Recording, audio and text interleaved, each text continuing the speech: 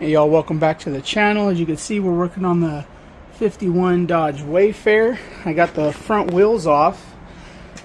Going to be changing out these radials for something that's a little bit more classic. These are the Vercelli Classic 787s. These are okay tires, but it's not necessarily the look that I want for the car. I put these on for the meantime, just so I had some good rubber underneath it. These are the P205 7515s. Like I said, these are radials, pretty good. They're cheap tires, but they work good for what I use the car for. You know, nowadays these are really just weekend warriors, or drive it every once in a while, take it out to a car show. You're not putting thousands of miles on these cars every year. Let me show you what I ended up getting. So what I ended up getting were these COKER Classics 560 15s. These are 2 3/4 white wall. These are just bias plies. They are going to be a little skinnier, but you know, I wanted something more classic looking. Also too, my car is pretty low, so these are going to give it kind of more that classic lowrider bomb feel. You know, we're not going to get the same, I guess, performance that we would have got out of the radials. I hear that the bias plies sometimes track, you know, in the different grooves in the road.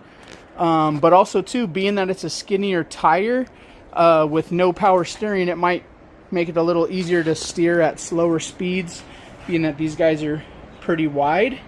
So I'm going to go ahead and get these mounted up and put on the car, and we'll see how they work. So here I am mounting these tires. I ended up having to take them to work so I could use the tire machine. These came pretty skinny from delivery. They had them all wrapped up and bound with those like ties. So I had to put some spacers in between and set them out in the sun to loosen them up a little bit so they could go on. But you can see how skinny these tires are compared to the rims. These are 5.5-inch rims, which is the max width that's recommended for these 560s. So just went ahead and put them on.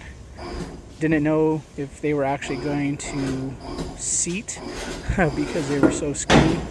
But with this tire machine, it does have like an air assist. So when you push the pedal all the way down, it feeds air from the bottom while it also feeds air through the valve stem. You can see here. So we went ahead and pumped it up, set the bead, and then we went ahead and balanced these tires statically so that the weights are on the inside of the wheel, just to avoid any kind of wobble or vibration.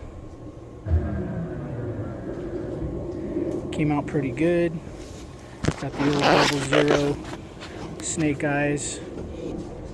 So now when you put these tires on, especially for the Mopars, if you have an older Dodge or Plymouth, the driver's side lug nuts are actually reverse thread. So instead of righty-tighty, it's lefty-tighty. So just remember that even if you're trying to take them off and you're wondering why your lug nuts aren't breaking free, it's because you need to go the other direction. So we went ahead, got the wheels on. You can tell they're a lot smaller. I think the overall diameter of these tires, it said was 1 inch, but I think it might even be more than that. So I think it dropped the car almost an inch.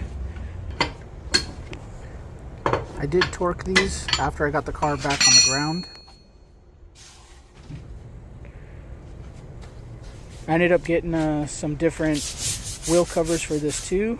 You'll be able to see that in a minute. And then to get that blue off, just using some car wash soap and water with a, you know, not super stiff wheel brush, but stiff enough to agitate that blue protective coating on the tires, and it comes off fairly easy.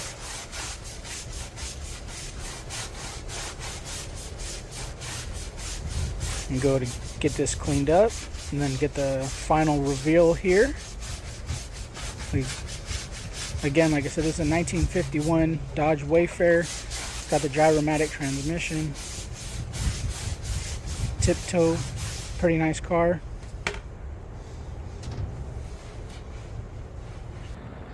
And here's the final reveal.